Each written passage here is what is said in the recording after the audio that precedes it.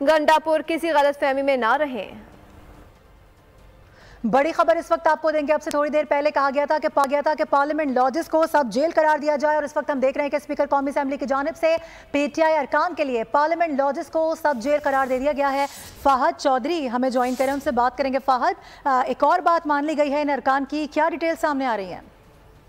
जी देखिए, तहरीक इंसाफ के 10 गिरफ्तार अरकान और चेयरमैन पीटीआई बैरिस्टर गौहर की जानिब से स्पीकर कौमी असेंबली को दरखास्त दी गई थी कि पार्लियामेंट लॉजेस को सब जेल करार दिया जाए सिक्योरिटी हालात के पेश नज़र। और इस पर स्पीकर कौमी असेंबली ने वजीर दाखिला मोहसिन नकवी से अहम मुशावरत की, और इस मुशावरत के बाद ज़राए का कहना है ये फैसला किया गया कि तहरीक इंसाफ के अरकान की दरखास्तों को मंजूर किया जाएगा, और फाइल जो है वो मंजूरी के बाद स्पीकर कौमी असेंबली ने फॉरवर्ड कर दिया नोटिफिकेशन के लिए। और जराए का दावा है कि चीफ कमिश्नर इस्लामाबाद आज किसी वक्त भी जो है वो पार्लियामेंट लॉजेस को सब जेल करार देने का नोटिफिकेशन जारी कर देंगे। और ये दरखास्त जो है ये आज ही जमा करवाई गई थी स्पीकर कौमी असेंबली के पास, जिसे फौरी तौर पर मंजूर करने का फैसला किया गया है। ठीक है, बिल्कुल फहद, ऐसा ही है। आज ही दरखास्त दायर की गई थी और आज इसको फौरी तौर पर मंजूर करने का फैसला कर लिया गया है, और ये भी बताया जा रहा है कि आज भी किसी वक्त नोटिफिकेशन भी इस हवाले से जारी कर दिया जाएगा। बहुत शुक्रिया, आपने आगाह किया।